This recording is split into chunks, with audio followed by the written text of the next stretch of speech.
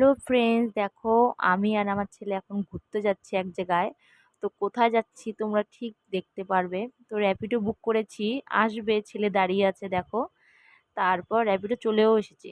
এখন আমরা যাচ্ছি রাস্তায়, যেতে যেতে একটু ভিডিও করে নিলাম তোমাদেরকে দেখানোর জন্য। দেখো,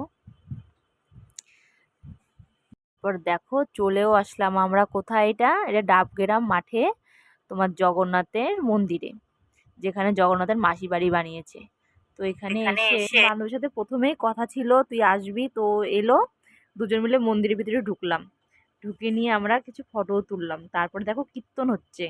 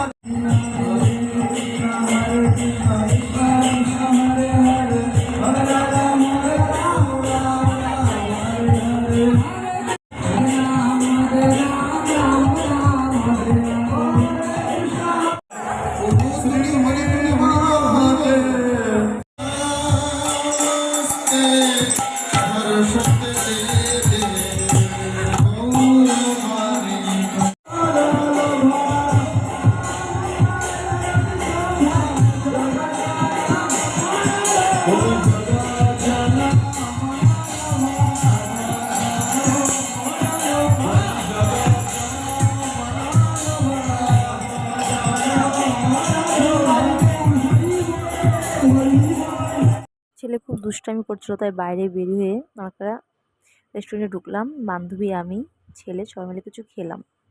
খাওয়ার সাথে সাথে কিছু ফটো তুললাম। ফটো না তুললে হয় বলো তো? এক জায়গায় যাবো আর ফটো তুলবো না? আমার তো ফটো তুলতে খুব ভালো লাগে। সাথে সাথে রিলসও বানিয়েছি। তো রিলসগুলো ইউটিউবে ছেড়েছি, সবাই দেখবে প্লিজ প্লিজ, আর কমেন্ট করবে কেমন করলাম। Please subscribe. বান্ধবীকে তখন আমি ফটো তুলে দিচ্ছি, ছেলেও বলছে আমি ফটো তুলবো, ছেলেকেও তুললাম। তারপর দেখো বাড়িতে আসছি। এখন আমরা বাড়ি যাচ্ছি হেঁটে হেঁটে। এই যে আমার ছেলে আর আমি।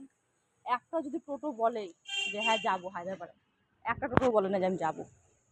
এত রাগ উঠতেছে। কি বলে যাচ্ছে? না না না না না।